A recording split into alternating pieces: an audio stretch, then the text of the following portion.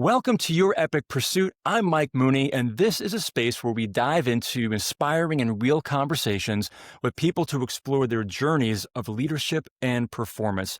Our conversation is going to flow through the epic lens of excellence, presence, intentionality, and curiosity. So you'll hear those words and hints around that throughout the conversation today.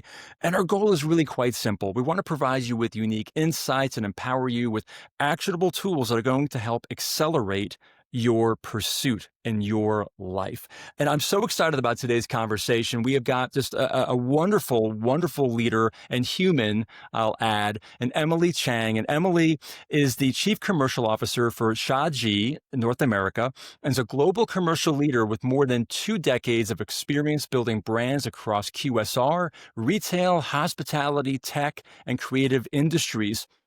Her career spans roles at some companies you may have heard of here or there, right? Procter & Gamble, Apple, Intercontinental Hotels Group, Starbucks China, McCann World Group, and VML West, where she's led large, high-performing teams and major digital customer experience innovations. Emily's also the best-selling author of The Spare Room. She's a sought-after TEDx and Fortune Most Powerful Women speaker and a passionate advocate for intentional living and authentic leadership. And I have to say, I'm also very proud that she's become a dear friend over the years as well. So Emily, thank you so much for carving out the time to join us today. It's my pleasure. Anything for you, Mike. Okay, we have that recorded now, so thank you. I appreciate that so much. So, Emily, there's a lot I'd love to get into regarding your journey because as a leader, you were someone I know has taken a very hands-on approach to not just life, but just your journey. So, there's a lot that I want to really get to today to unpack that experience. But just to kind of kick off, what's something that you're working on right now, friend, that's got you really, really excited? I have a day job I'm really excited about, and I've got a side gig I'm really Okay. excited about. I think we should always have something besides our day job that really drives us and sparks Yeah. curiosity and our imagination. My day job, I started about a half year ago at CHAGEE, which is a modern tea house. And it is Cool. such an interesting thing on every level because from a business standpoint, it is an iconic brand that has a cult following in parts of the world.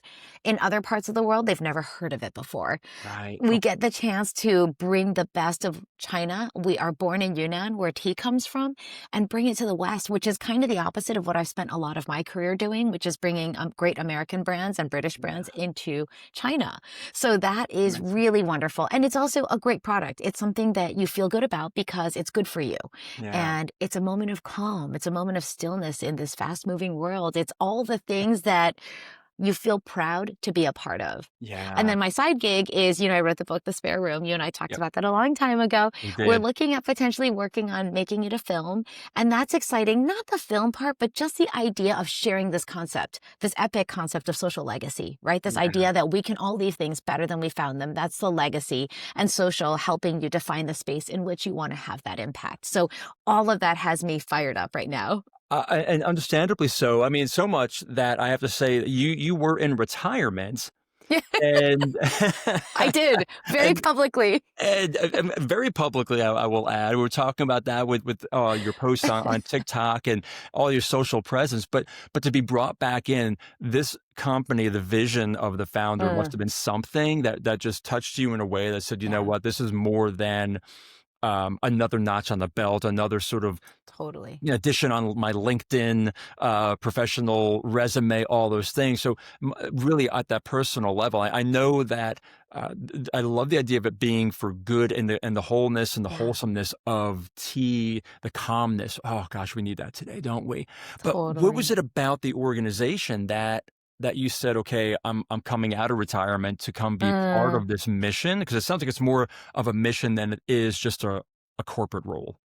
well said. In fact, I would say my life right now is retirement as I Right. had defined it for myself because retirement was not stopping work. It was not Mhm. feeling I needed to work for money. And I've Yeah. always loved my work. It's part of what drives me. And yet I was working for money, for Right. security, for knowing I could pay for college. And then when I said I wanted to retire, I had enough. I said, okay, now I can work purely for purpose. I can make no more income thanks to my wonderful financial advisors. And I can really just focus on having impact. Yeah. So when I met Jay, he's the founder and our boss, he made me realize I can work for him. He's going to pay me, but it's really so congruent with the idea of social legacy.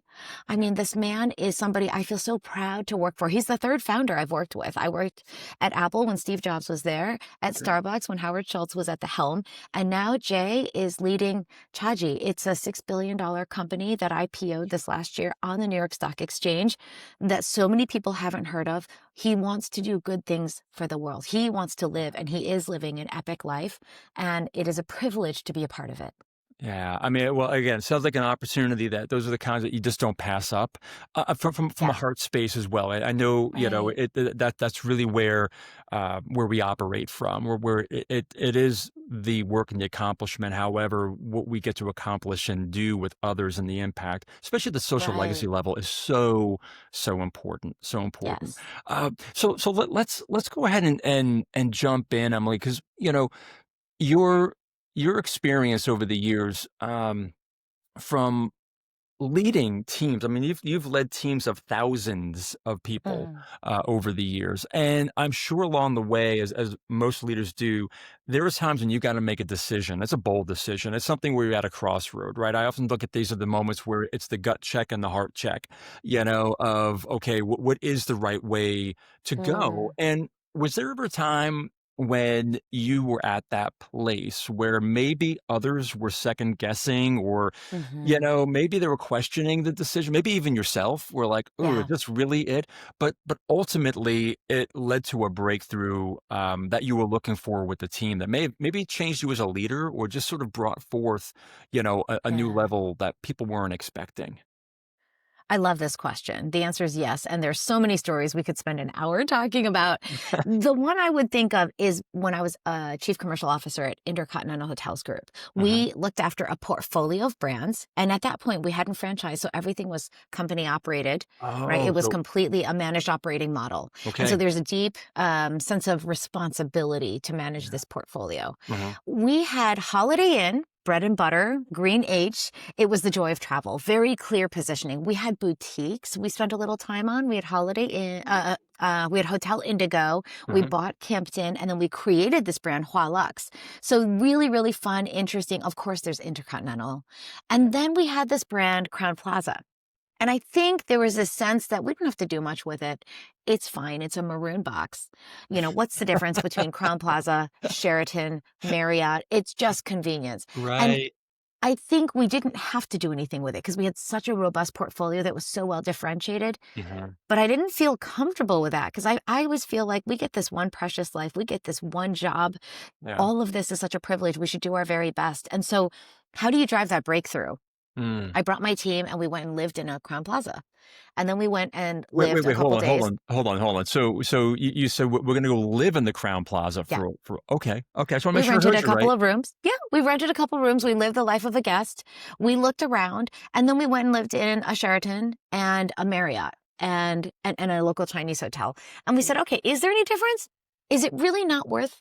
And we suddenly started to realize, look, Crown Plaza is really unique. It's kind of a B2B hotel, not only because we're signing blocks of rooms to businesses, but also because this is your business traveler. In China, Yeah. at least. And so Okay. we said, well, what would the positioning be for a brand to differentiate for the business travel? We ended up being inspired and creating this brand positioning called Power Everywhere.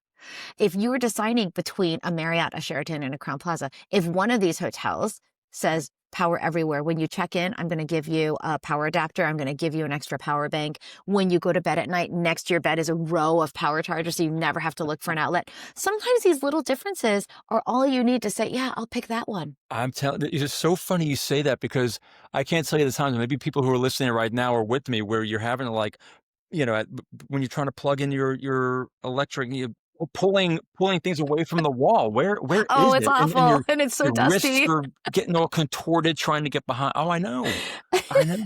But it's a simple thing that, but having lived it, right? Yeah, Having lived right. it, you were able to sort of now with heart bring that Yeah. forward. I think that's fantastic. So We ultimately, then, what did that do for the brand ultimately then? So you bring that idea oh, back, you yeah. pitch the whole concept, and I wonder, Mm-hmm. like, higher up the chain, if they're like, "Emily, why are you burning time Yeah. on this? Crown Plaza's fine. It's the maroon box. It's okay. It's Right, good. We got other priorities. So was it a difficult right. pitch to come back to and get the approval for, or how did that play out? Yeah, I don't think so. I think people trust, a commercial leader to go Yeah. after it. It's sort of, you might get an eye roll and say, really, that's what you want to spend your time on? Because Intercontinental is a 5-star. It's much more Right. fun to stay there than to stay at a Crown Plaza. Right. Sometimes, no offense, everyone. But, I think it was really getting my operations partners on board. Yeah. Because here's the upside. If Mm, you create a brand positioning and it stands for something and people want to stay there, what do? You get to increase your room rate. You're going to be right. making more money. Yeah. And then when you are on the business development side and you're selling hotels, it's a Right. lot easier to sell a Crown Plaza instead of always leaning into selling either an Intercontinental Hotel or a Holiday Inn. You're Look at right. that middle space. You're It's an right. amazing incremental tool in our toolbox we weren't fully utilizing. So it wasn't coming across barriers as much as painting a picture of future potential. Oh, I love that. I love that, painting that picture. Yeah. No, no, you're right, because otherwise all you're doing is book shelving. You get this or you get that. And Right. you're right, there's not a whole lot to position or build incremental revenue from, if you haven't got that latter step, Mm. right? So phenomenal, phenomenal. So with that, obviously a lot of pressure, a lot of time, a lot of responsibility coming at you with the teams. I think as leaders, we all have a responsibility to make sure that we're keeping a finger on the pulse of how our teams are doing. I'm real big, obviously, from my world back in motorsports, that we need to take pit stops and we need to, more importantly, know when those times should Yeah. be. So, Emily, tell me, what is, if you're thinking about your career going back, being a hands-on leader, being someone who understands what it takes to make bold decisions, right? I always find that those are moments at this crossroad of your gut and your heart, and sometimes we even question it Yeah. ourselves. But was there a time that you had to make a bold decision,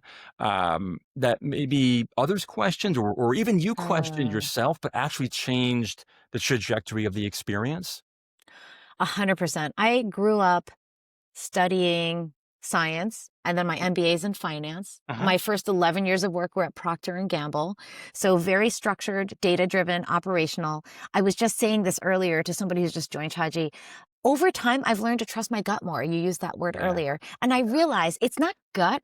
It is the combined learned experience that shapes itself as wisdom in our lives. Oh man. And I came to Say a say that place. again. That's a great. I'm gonna actually say it again. I mean, it's the combined. Say that one more time, because that's so I don't know powerful. what I just said. I said, I think, it's not just gut. It is the Yeah. combined shape of shared experience Yeah. that becomes wisdom that guides your life. That is, I'll let that soak in for a hot second, because that is powerful. Thank you. Okay. You're welcome. I think as you get older, you start trusting your wisdom a little bit more Yeah. and you start making decisions that might feel countercultural. So Right. one of the phrases that is popping up a lot in modern culture is job hugging. I don't know if you've heard of this phrase. I just No. posted about this. It's Okay. fascinating. It sounds so cute, right? Job hugging. Yeah. It's actually not so cute. It is the idea that people are clinging to their jobs because they're so fearful of losing them. They may not like them, Yeah. but they're hugging their jobs at the risk of not knowing what the alternative would be. And to me, that is such an epitome of living in a fear state or in a fixed mindset versus a growth mindset.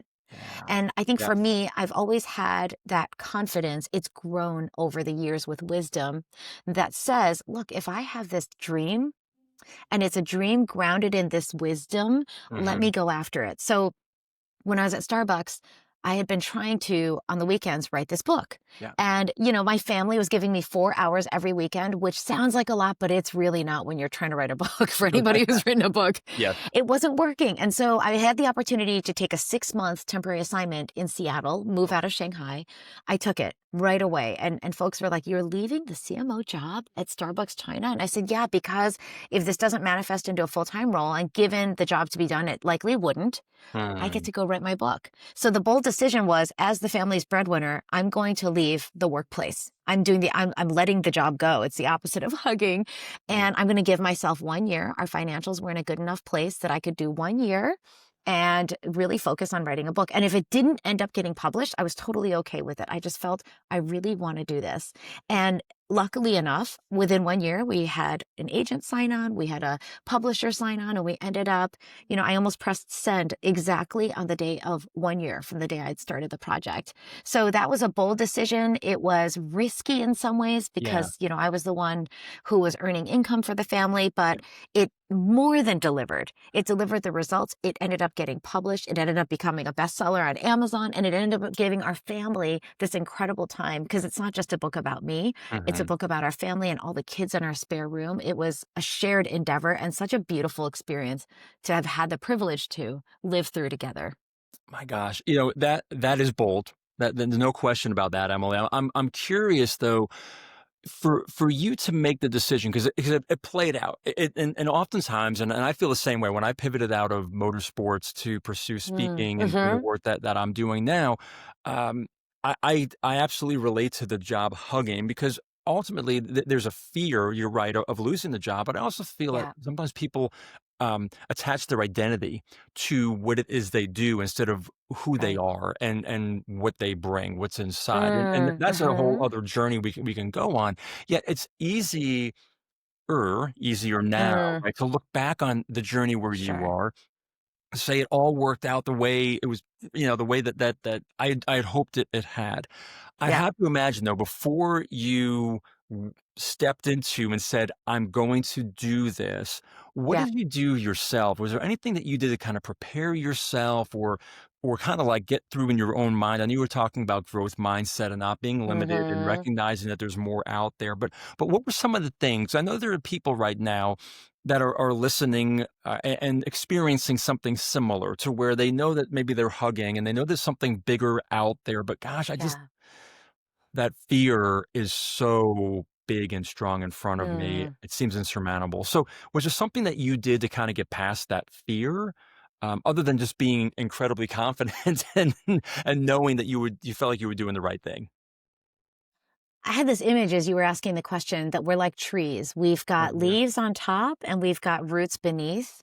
I right. think the answer is both of those things. I think we have to be able to look up and see something so compelling that we're willing to let go Oh, because we want to reach for that thing.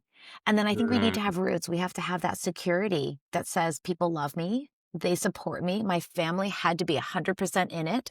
right. And so if you have that sort of the root system and then you have something above that you're looking up toward, that gives you the sort of vertical grounding to Yeah, move forward. If yeah, you don't have something to look up to, you're not going to let go of what you're hugging onto.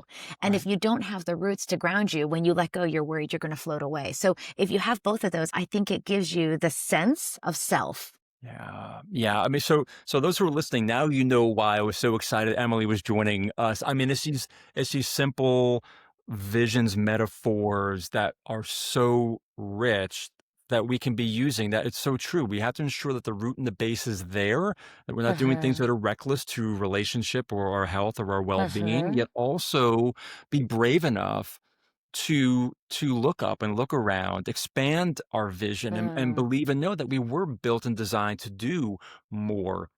Especially if you find yourself in that hugging space. I think that's the first sign to be like, if I'm hugging, I'm clinging, right. I'm fearful. Okay, that's a sign. I need to step back and understand why that is, and realize that my focus, as you're talking about, if when you're hugging a tree, where's your head? It's typically this off to the side. You're not looking forward. You Mm, can't look forward because the tree is mhm, right there in front of you. So many mhm, great little takeaways on that, but truth in how we look at fear or moments when mm, we have I think a responsibility. And this might be a little more than where we wanted to go, but I think there's a mm. responsibility to live into and explore the richness of a calling going to a place where it is a little scary because that's where life is often Right, lived in those places where you're like, can I, should I, what would it be like? But there's a reason you're being called that in that direction. right. You know? I mean, we have one precious life to live. I was in Bali and I remember seeing something carved on a stone and I asked them, what does that mean? And somebody responded, 100 years, all new people. We have 100 years. What are we going to do with those 100 years when we leave? Do we want something left Yeah, here yeah, that is impactful, that yeah. shows? and feels like a life well lived? Yeah. Yes. So if we let go, we have to find that North Star for ourselves. That's right. And I want to be really clear too, that letting go doesn't mean in all cases like I'm leaving my job and starting No. something new. Right. I want to be clear. I want someone to say, well, Mike said and Emily said, I'm out, right? But the point is, like what you did with the spare room and taking the idea and the life experience and Mm. putting it into a book, and then what it's grown into and the energy around that. Like, that could be the calling as well. It doesn't mean that you Mhm. have to step away from work or the responsibilities, but really take the time to think about in those 100 years, what is it Mhm. that you wanna bring forward? What were you Right. uniquely and beautifully designed to bring forward in this world? Right. And that takes time. It takes time to figure that out. That's not just something you come up with, you know? Mhm. That's So true. so from a leadership, wow, gosh, we went, okay, this is great. This is what I love about these conversations. I wasn't expecting to go there with you. But thank you for going there and taking us there, quite honestly. That was great. Um, so from a leadership perspective, especially now where I think you also have the gift of perspective now, right? Of Mm. your different roles of stepping away, coming back, purpose driven for it. Um, is there a leadership principle that you discovered that you lean into that serves you time and time again? Doesn't matter the company, the role, the people, but what is that? What's that leadership lesson that you lean into, Emily? Hmm. I thought about this because I don't want to give a pat answer. I think I'm known for being transparent and being consistent in who I am. Hmm. I've chosen to be myself, Yeah. and when I post videos, they are unpolished and they're me. And when I say things, they are consistently what I believe. And I'm open to having dialogue. And I think over time, as people get to know me, they know that. Yeah. Being direct can come across as uncaring, Mm. and being caring can come across as soft. So one of the things that's landed with me and who I am and how I want to lead is Yeah. this caringly assertive matrix.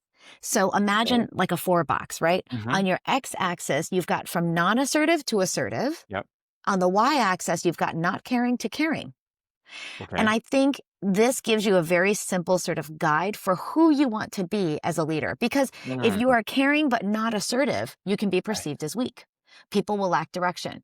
If you're assertive but not caring, you can be perceived as a cold commander, and people don't feel free to come to you for guidance. If Yeah. you're not assertive and not caring, well, let's not talk about that. But if you are Right. assertive and caring, you get the best out of people. And what that means, I just Man. came off of an interview with somebody I really liked, and he said, "Tell me what it's like to work for you." I said, "I will be the same all the time. Wow. I am who I Yeah. am. I am direct." Mm. Because being caring does not mean I am nice and I will give you unlimited leave. And of course, I care about you as a human, but that also means I want the best for you and I Yeah. want to grow you. And that means there will be times I will be assertive and I will challenge you, but it is for your interest and in the interest of our business. That's right. That's right. Because you also have to care for the business too. There's that responsibility, Yeah. what I love about that is it speaks to your intentionality and being intentional. Um, when people know what your intentions are and that you're going to be consistent, then there's less of that mind chatter going on. Like, what does Emily really mean Mm, here? And is there another motive behind this? What should I be? Because we unfortunately have had experiences with, I won't even call them leaders, with managers who always had another motive, and you didn't know what you were going to get one day to the right. next. It was a roulette, board of like Well who's going to said. show up today. So for you bringing that in, I'm sure that that is something that serves you well. Is that something that you feel has um, evolved with you over the years? Like, Hmm. 'cause I have to imagine as an emerging leader, you're still Hmm. getting the confidence to say, no, I am who I am, right? And I will be Right. consistent. So when did that start coming to you as being more natural? It is interesting because a lot of times we think this is who I want to be, and now I will take actions to become that person. I think in many ways the model is flipped, which is I am going to take each day and take intentional action. Over time, intentional action becomes habit, and over time, Yeah. habit starts shaping character. Mm. I will say for myself, perhaps as an Asian American woman, I didn't naturally take the head of the table. I remember being at IHG and my team, my leaders, I had maybe 8 or 9 VPs, would line up on the sides of the table. And when I came in, I kind of would take the seat to the left. And I Interesting. realized this makes them uncomfortable. They don't feel a sense of security if I cannot assume my leadership role. And so when I'm not comfortable being an assertive leader, I always have an assertive point of view ever since I was little. But to assertively sit in that seat or to stand behind the podium, Yeah. what drove me to become comfortable with that is knowing it gave my people a sense of security. So I think it was when I Interesting. started leading large teams and not everybody knew me and Mhm. understood me. You know, you're never even going to be able to talk to everybody in your organization one to one. So then you have to become comfortable with that level of assertiveness, and you have to be comfortable being vulnerable and demonstrating care. And that's why the matrix works for me, because it's the power of and there. I love that. I love that. Not or, but and. Yeah, Right. that is so good. That is so good. Emily, is there anything else you didn't share, we wanna talk about? Is something around the spare room maybe or the project there? Anything around Mm. social legacy? I know that's where your heart is. I'd love to open that up and just hear, your thoughts and, Oh, from thanks. you. Yeah. Well, we're recording this in December. The tree lights are Right. behind me. And, I'm just aware the year is rounding out. And if you're listening and you're thinking, I'm hugging something, or I don't know what I'm looking up to, do you believe you were made for something special? And if That your answer is no, I would encourage you to think again. Whatever you believe, we came from and we were made from, why would anything be wasted on you? You are somebody special. You were created to be unique and to contribute and to grow and to flourish. So if mm. you're not in that space, how can you put yourself there? If I can be of service, find me on LinkedIn or at social-legacy.com, because life is too short to live anything other than your best life. Yeah. Oh my gosh. That is so well said. And thank you for always being a conduit of light and hope for people, Emily. I mean that. I mean, it's been an amazing conversation. I've spanned so many different areas. I've been taking notes, and if you're listening, I'm sure you've been taking some as well. But let me just recap for us here. I mean, starting right from the beginning with the idea of working with purpose and impact, right? Thinking about the idea of something that may look tired or just sort of it's enough. We don't have to do anything more. But think about the positioning. Could it create new tools for your business, more opportunity for your customers? As we're talking about the hotel earlier, right? This idea of painting a vision of the future. As leaders, we have that opportunity and I believe obligation because leaders take people to a different, better place. And in order to do that, you've got to paint that vision of a future. The fact that that trust combined with our experiences, right, that becomes the shape of wisdom, right? And stepping away from just trusting your gut, but really recognizing the wisdom that we've accumulated and acquired through our experiences over the years, so powerful. The conversation around learning to let go in order to be able to reach up and make sure that your roots are strong and they are well maintained. That is just a beautiful visual there as well. And then getting over here to the caring and assertive, and the power of and in that as Mhm. well. Such an important lesson for leaders to recognize that we do have to look at that spectrum of being assertive, yet also recognizing the power of caring along the way for the individual as well as for the business, which is so wonderful. And then that last question, Emily, thank you so much. To me, this is like the one of the saving the best for last, the cherry on top, however you want to put this. But do you believe you were made for something special? What a beautiful, beautiful question. And I would hope that if you're listening to this and you ask yourself that in a quiet moment, that you say yes, and then invest the time to either continue down the path if you figured that out and you're working on it, and if you said yes, but you don't know, invest the time and the resources to explore that, to be curious, to step into a new space that you might not think was made or designed for you, but it absolutely was before you even knew it. So please have that courage to do so. And friends, as we wrap up, and Emily, thank you so much for your wisdom. But remember, please, that your best is yet to come. Mhm. Cheers.